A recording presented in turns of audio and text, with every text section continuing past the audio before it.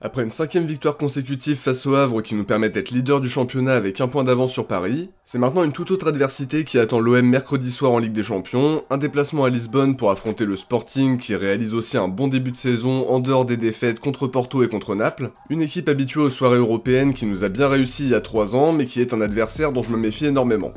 On va analyser tout ça dans l'avant-match en commençant par tenter d'imaginer la compo du coach avant de passer à l'analyse des deux équipes, aux joueurs à suivre et à mon pronostic pour terminer. Alors justement, n'oubliez pas de me donner votre prono avec le score exact en commentaire, ceux qui auront vu juste seront mis à l'honneur à la fin du débrief qui sortira jeudi, et dites-moi aussi quel est votre état d'esprit avant ce match de Ligue des Champions. Est-ce que vous pensez que les deux équipes se valent ou est-ce que le Sporting ou l'OM vous semble au-dessus? Est-ce que vous êtes confiant ou à l'inverse plutôt méfiant? J'attends vos avis dans les commentaires de la vidéo.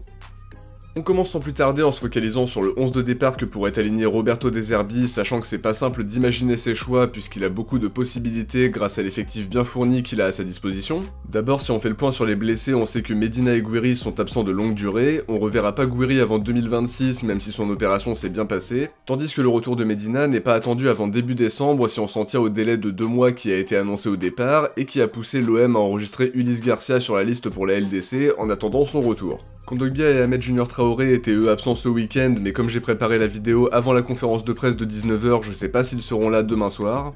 Maintenant, si on veut tenter d'imaginer la compo, on peut déjà dire que Rouli va retrouver sa place dans les buts après avoir été ménagé face au Havre. Je m'attends à revoir Pavard et Emerson sur les côtés de la défense avec une charnière Balerdi-Aguerd qui fonctionne plutôt bien, même si on peut aussi imaginer qu'il fasse confiance à Weah comme piston droit pour avoir un trio Pavard-Balerdi-Aguerd, avec Emerson dans le couloir gauche. Au milieu, j'aimerais voir Højbjerg associé à Vermieren avec O'Reilly un cran plus haut, puis offensivement un trio Greenwood, Aubameyang, Paixão. Cela dit, De Zerbi pourrait très bien décider de titulariser Robinho Vaz puisqu'Aubameyang a joué plus de 90 minutes samedi soir tout en sachant que Vaz a montré d'excellentes choses sur le temps de jeu qu'il a pu avoir, mais l'expérience d'Aubameyang en Coupe d'Europe et son niveau de jeu qui est toujours très bon peuvent justifier sa titularisation pour un match de cette importance donc à voir. En tout cas, dites-moi ce que vous pensez de cette compo, est-ce que ça vous semble cohérent ou alors est-ce que vous feriez d'autres choix que les miens? Donnez-moi votre ressenti en commentaire. Après ce focus sur la compo, on peut maintenant passer à l'analyse des deux équipes en commençant par le Sporting qui réalise un bon début de saison comme je l'ai dit en intro, deuxième en championnat avec un bilan de 6 victoires, 1 nul et une défaite contre Porto qui les a d'ailleurs mis à 3 points puisqu'ils sont invaincus et qu'ils n'ont concédé qu'un but sur les 8 premiers matchs de la saison, c'est vraiment impressionnant. À côté de ça, le Sporting c'est quand même la meilleure attaque du championnat avec 20 buts en 8 matchs, preuve de l'efficacité offensive qu'il montre en Liga portugaise, mais c'est aussi la 5ème meilleure défense derrière Benfica, Gil Vicente, Famalicão et donc Porto. En Ligue des Champions, ils ont commencé par une large victoire 4-1 face au Kazakh du Kairat Almaty, un match où on a vu 2 beaux buts de Trincão, une belle frappe d'Alisson Santos et aussi Kenda qui s'est baladé dans la surface pour marquer le 4ème. Ça n'empêche que le Kairat Almaty a eu des occasions franches et qu'ils ont cadré autant que le Sporting mais en manquant de réalisme. En revanche, ils ont perdu 2-1 à Naples contre une équipe très qualitative. Sur le premier but, ils sont piégés dans la profondeur par un très bon appel d'Højlund depuis sa finition clinique. C'est encore lui sur le deuxième avec un but de la tête, bien aidé par la sortie du gardien du Sporting et par le laxisme des défenseurs. Entre temps, ils avaient égalisé grâce à Suarez sur penalty et auraient même pu égaliser à nouveau en toute fin de match si Vania n'avait pas sorti un arrêt réflexe.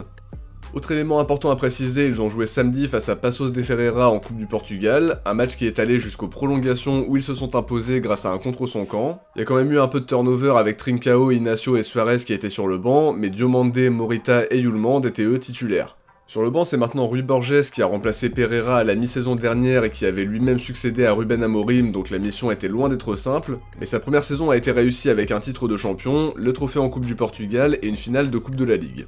À l'intersaison, faut pas oublier qu'ils ont perdu Gyökeres qui sortait d'une saison à 54 buts toutes compètes confondues, Konrad Harder qui avait mis 11 buts et délivré 7 passes D, il y a eu les arrivées de Vagianidis sur le côté droit de la défense, l'ancien bordelais Ricardo Mangas à gauche, Kochorashvili au milieu, Suarez et Ioannidis en pointe, mais aussi le jeune Alisson Santos sur l'aile gauche. Par rapport à l'historique, c'est une équipe qu'on a affrontée 4 fois dans notre histoire. Il y a d'abord une victoire 2-1 en 2017 et un match nul 1 partout en 2018. Les 2 fois en match amical, donc on va pas s'y attarder plus que ça. Ensuite, on les a battus à l'aller et au retour en 2022. 4-1 au Vélodrome avec les buts de Sanchez, Harit, Balerdi et Bemba pour répondre au but que Trincão avait marqué dès la première minute. Ils avaient fini à 10 au moment où on menait 2-1 quand Antonio Adan a touché le ballon de la main en dehors de sa surface. Puis à Lisbonne, on a gagné 2-0 grâce au but de Guendouzi et Sanchez, mais encore une fois, ils ont fini en infériorité numérique avec le deuxième jaune d'Esgaio avant la 20e minute, et l'expulsion de Gonçalves à l'heure de jeu. C'est donc une équipe qui ne nous a jamais battus jusqu'à présent, mais on sait que c'est difficile d'aller gagner au Portugal et qu'on aura une très bonne équipe en face qui peut nous poser de gros problèmes. Ils vont probablement retrouver leur charnière Diomandé et Inacio qui apportent de vraies garanties défensives, et probablement Araujo et Fresneda sur les côtés pour aligner leur défense type pour la première fois depuis le match contre Casapia.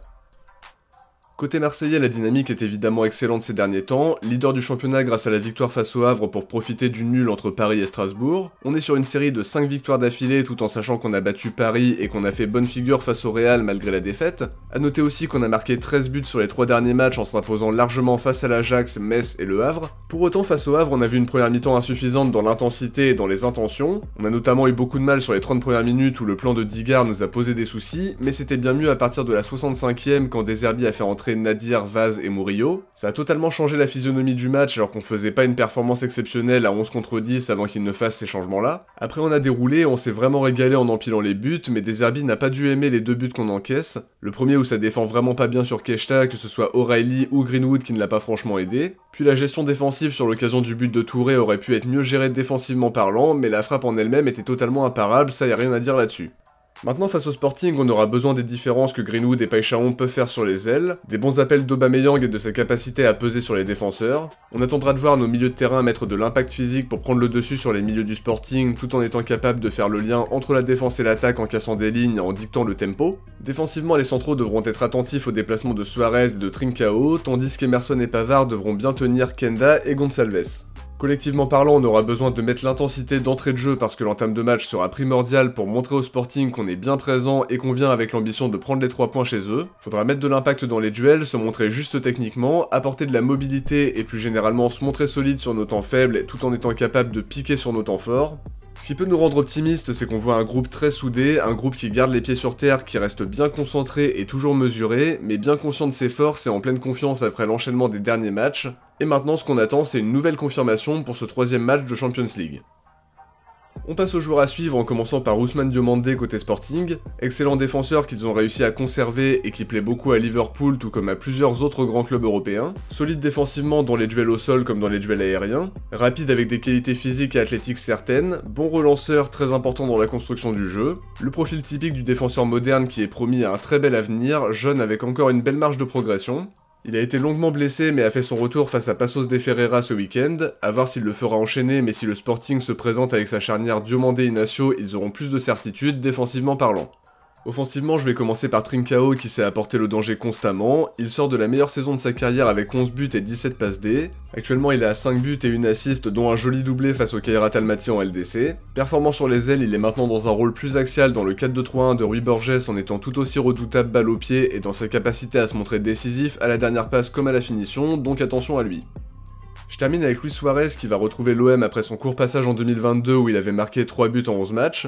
Il s'est ensuite relancé à Almeria malgré une fracture du péroné, puis a convaincu le Sporting d'en faire le successeur de Gyökeres après une saison à 31 buts et 8 passes D en D2 espagnol. C'est actuellement le meilleur buteur du Sporting avec 7 buts et 2 assists, un match aux airs de revanche pour un joueur à qui on n'a pas laissé plus de 6 mois et qui montre maintenant qu'il a de grosses qualités. A noter aussi qu'il a marqué un quadruplé avec la Colombie en septembre donc il est au top de sa forme, et comme on le sait, il n'y a pas plus dangereux qu'un avant-centre en pleine confiance. Côté marseillais, je vais commencer par Aguerd qui s'est imposé tout de suite comme le patron de la défense en apportant toute sa sérénité, sa faculté à remporter les duels au sol comme dans les airs, ses qualités à la relance et son leadership qui sont aussi très importants. En face, il aura des clients avec Suarez, Trincao, Gonçalves et Kenda qui savent faire des différences, donc avec un grand Aguerd, on serait beaucoup plus serein derrière.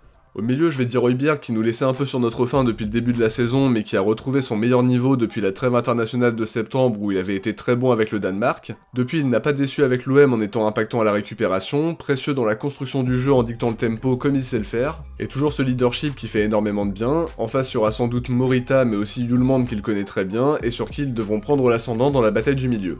Offensivement, je termine avec Greenwood qui est lui aussi en pleine confiance après avoir marqué un quadruplé face au Havre. Il ne tremble jamais à la finition, il sait faire des différences balles au pied et on a aussi aimé ses efforts défensifs sur les derniers matchs même si c'était pas incroyable sur la première mi-temps face au Havre. Il est dans une très bonne période et c'est typiquement le joueur qui peut nous faire gagner un match comme celui de mercredi soir, même si on peut dire la même chose d'Aubameyang ou de Paixão, preuve que notre secteur offensif est très bien fourni. On termine cette analyse par mon pronostic pour ce troisième match de Champions League. Je vais miser sur une victoire marseillaise 2-1. Je m'attends à un match difficile, mais je nous crois totalement capable de faire un résultat à Lisbonne face à ce Sporting. Je nous vois ni favoris ni outsiders. Je pense quand même qu'on a le matos pour leur faire mal offensivement et pour tenir le choc derrière, même s'ils ont aussi un bon collectif et un bon effectif en général. Ils réalisent un bon début de saison en globalité, mais quand l'adversité a monté d'un cran, on a vu qu'ils n'étaient pas infaillibles. Ils ont perdu contre Porto et Naples, puis ont concédé le match nul contre Braga. Je pense vraiment qu'il y a un coup à faire à Lisbonne, mais ça suppose de mettre les bons ingrédients, de remporter la bataille tactique, de se montrer le plus solide possible défensivement et le plus efficace possible face au but parce qu'on aura des occasions et faudra pas les gâcher. De mon côté, j'arrive à la fin de cette analyse d'avant-match, j'espère que ça vous a plu et si vous avez aimé, n'oubliez pas de laisser un like avant de partir, c'est très important pour le soutien et pour le référencement. Un gros merci à tous ceux qui y pensent à chaque vidéo. Si vous avez regardé l'avant-match jusqu'au bout, écrivez LDC dans les commentaires. Je vous dis à très vite pour l'analyse du match qui sortira soit jeudi midi ou jeudi dans la soirée, je sais pas encore. Ciao, portez-vous bien, bon match à tous et surtout allez l'OM.